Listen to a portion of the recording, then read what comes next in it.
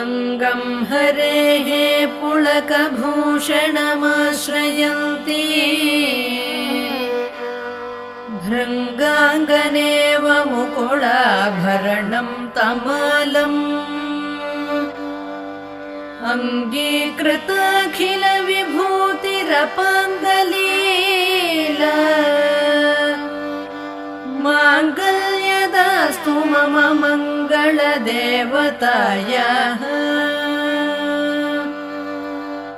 मुग्धा मुहुर्विदधति वदने मुरारेः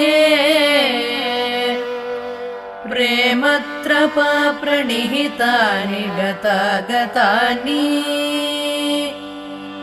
मालादृशोर्मधुकरीव महोत्पलेया सा मे श्रियं दिश